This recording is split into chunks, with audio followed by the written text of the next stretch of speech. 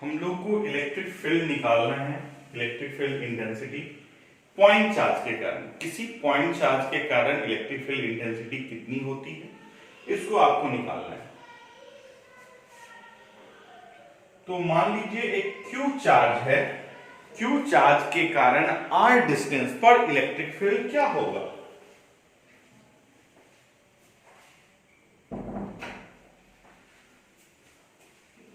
Q charge के कारण R distance पर इलेक्ट्रिक फील्ड क्या होगा, यही electric field intensity due to point charge हो जाएगा। Electric field intensity Q charge के कारण आर डिस्टेंस पर पॉइंट पी पर आपको इलेक्ट्रिक फील्ड इंटेंसिटी निकालना है। तो ये कितना होगा, यहां पर पी पॉइंट पर हम एक चार्ज क्यू नॉट डाल देते हैं, तो फोर्स कितना लग रहा होगा, 1/4πε0 Q into Q not by R square.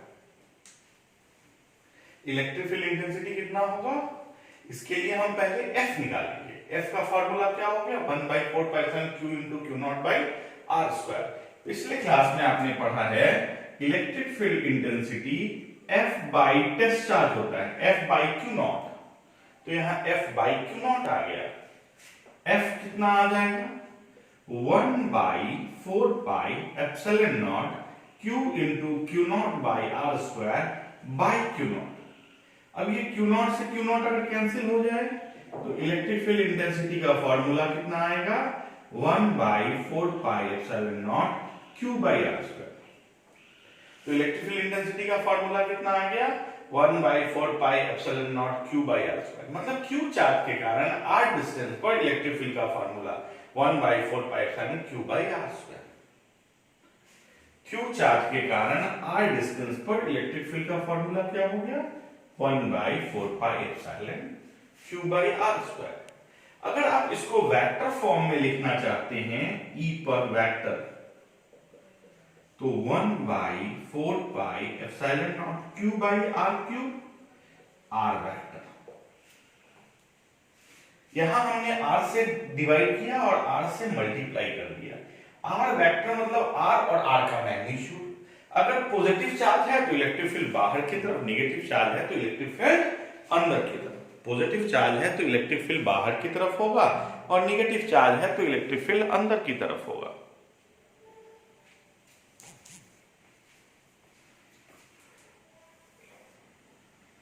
आपको समझ में आ रहा होगा, इलेक्ट्रिक फील्ड का फॉर्मूला हो गया 1/4πε0 Q बाई आर स्क्वायर।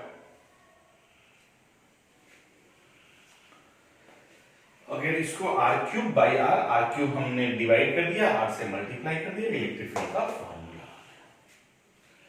अब आगे देखते हैं,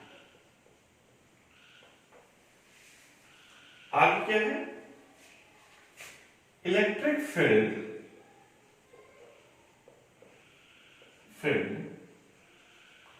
due to multiple charges, due to multiple charges.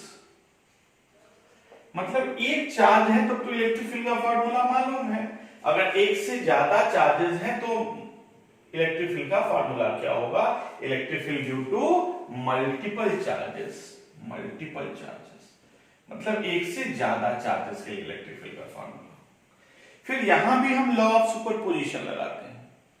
कहते हैं कि एक बहुत सारा चार्ज का एक ग्रुप है, मान लो Q1 चार्ज है, Q2 चार्ज है, Q3 चार्ज है, डॉट डॉट Qn चार्ज है। इन सभी चार्जेस के कारण पॉइंट P पर आपको इलेक्ट्रिक फील्ड निकालना है।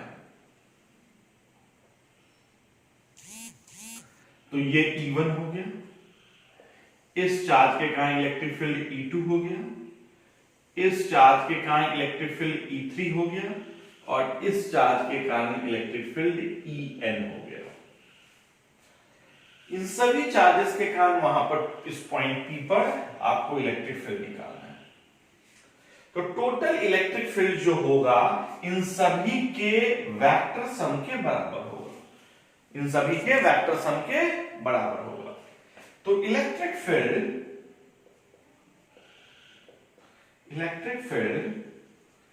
ड्यू टू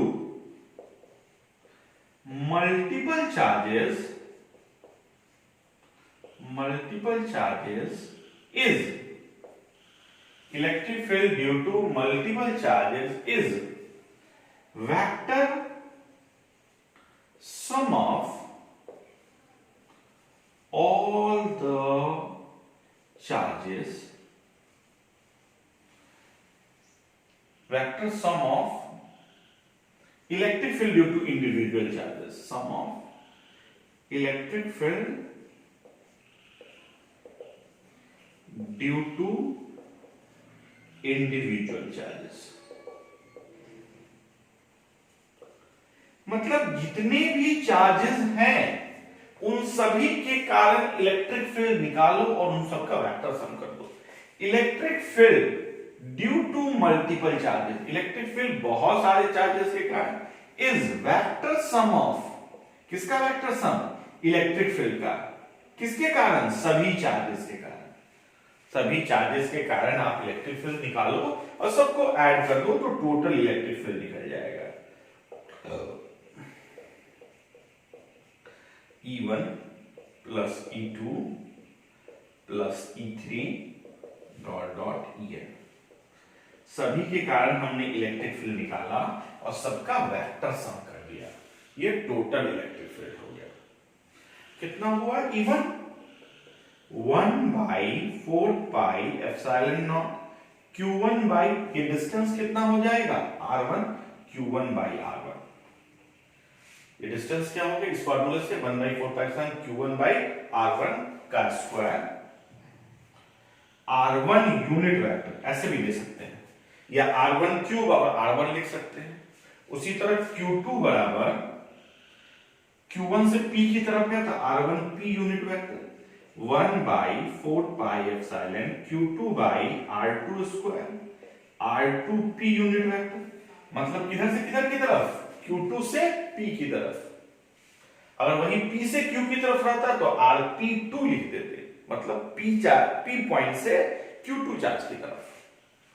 उसी तरह 1/4πε0 Q3 by R3 square, R3P unit vector, plus dot dot 1/4πε0 Qn by Rn square, RnP unit vector. इस तरह आप करके electric field due to multiple charges आप निकाल सकते हैं। Electric field due to multiple charges, बहुत सारे चार्जेस के कारण इलेक्ट्रिक फील्ड। हमने क्या किया? एक एक चार्ज के कारण इलेक्ट्रिक फील्ड निकाला, उन सभी को ऐड कर दिया। जैसे यहां वेक्टर फॉर्म में लिखे हैं, यहां पर हम ये भी लिख सकते थे 1/4πε0 Q by R square, R unit vector, जिस फॉर्म में हमने यहां लिखा है। या अगर हम R क्यूब लिख रहे हैं तो R वेक्टर लिखेंगे, R से R कैंसिल हो जाएगा, केवल यूनिट वेक्टर बच जाएगा। तो ये electric field intensity due to point charge हो गया, ये electric field due to intensity due to multiple charges हो गया। बहुत सारे चार्जेस के कारण इलेक्ट्रिक फील्ड का फॉर्मूला।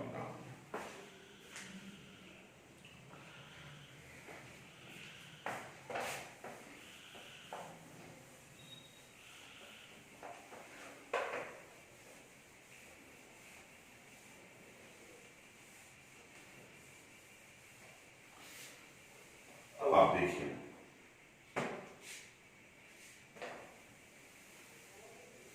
अब हम क्या करते हैं? अगर हम यहां पर दो चार्जेस के कारण इलेक्ट्रिक फील्ड किसी पॉइंट P पे निकालना है, जैसे यहां पे Q1 चार्ज है, यहां पे Q2 चार्ज है, इस पॉइंट P पे निकालना है, इसके कारण इलेक्ट्रिक फील्ड का फॉर्मूला क्या हो गया? E1। इस चार्ज के कारण इलेक्ट्रिक फील्ड का फॉर्मूला क्या हो गया? E2। और इन दोनों के बीच का एंगल कितना हो गया? थीटा। तो इलेक्ट्रिक फील्ड कितना हो जाएगा यहां पे? E = √अंडर E1 का स्क्वायर, E2 का square, 2E1 E2 cos theta. ये आपका निकल गया। दो चार्जेस रहेंगे तब। अगर दो से ज्यादा चार्जेस हैं, जैसे यहां Q1 चार्ज है, यहां पे Q2 चार्ज है, यहां पे Q3 चार्ज है, ये पॉइंट P पे निकालना है, इलेक्ट्रिक फील्ड ये हो गया। इस चार्ज के कारण इलेक्ट्रिक फील्ड हो गया E3, इस चार्ज के कारण इलेक्ट्रिक फील्ड हो गया E2। अब यहां पे कैसे निकालें? अगर ये दोनों परपेंडिकुलर है तो इसको हम x एक्सिस मान सकते हैं, इसको हम y एक्सिस मान सकते हैं। ये एंगल अगर थीटा है तो ये हो जाएगा E2 cos थीटा और ये हो जाएगा E2 sin theta. x direction में इलेक्ट्रिक फील्ड क्या है? E1 है और E2 cos थीटा है। y डायरेक्शन में इलेक्ट्रिक फील्ड क्या है? E3 और E2 sin थीटा है। तो x डायरेक्शन का इलेक्ट्रिक फील्ड हम लेंगे Ex is equal to E1 plus E2 cos theta. Y direction का इलेक्ट्रिक फील्ड लेंगे E3 plus E2 sin theta. क्यों किया ऐसा? क्योंकि ये दोनों इलेक्ट्रिक फील्ड सेम डायरेक्शन में आ गया, दोनों को ऐड कर दिया। ये दोनों इलेक्ट्रिक फील्ड सेम डायरेक्शन में आ गया, दोनों को ऐड कर दिया। जैसे हम फोर्स में करते थे वैसे यहां भी करेंगे। रिजल्टेंट इलेक्ट्रिक फील्ड क्या हो जाएगा? रूट अंडर Ex का स्क्वायर प्लस Ey का स्क्वायर। तो ऐसे आप 3 चार्जेस हैं तब कर सकते हैं, 4 चार्जेस है तब भी कर सकते हैं। अगर 2 चार्जेस है तो सीधे ये फॉर्मूला लगाएंगे, 2 से ज्यादा चार्जेस है तो रिजोल्यूशन ऑफ वेक्टर लगाना पड़ेगा। अगर 2 इलेक्ट्रिक फील्ड अपोजिट डायरेक्शन में आ रहे हैं, जैसे यहां पर मान लीजिए ये Q हो गया, ये माइनस Q हो गया, इस पॉइंट P पर इस चार्ज के कारण इलेक्ट्रिक फील्ड किधर होगा? बाहर की तरफ। इस नेगेटिव चार्ज के कारण इलेक्ट्रिक फील्ड किधर होगा? अंदर की तरफ। अब दोनों इलेक्ट्रिक फील्ड अगर हम लें तो होगा E1 प्लस E2। दोनों इलेक्ट्रिक फील्ड कितना हो जाएगा? E1 plus E2।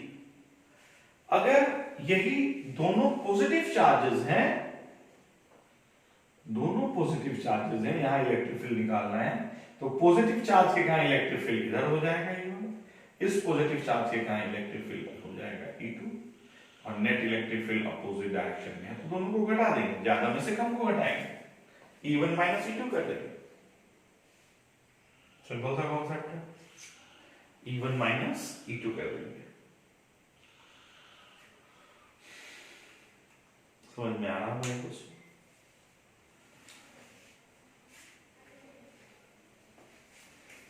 Resolution of vector जो हमने पढ़ाया है आपको 11th में, वही कॉन्सेप्ट यहां यूज हो रहा है।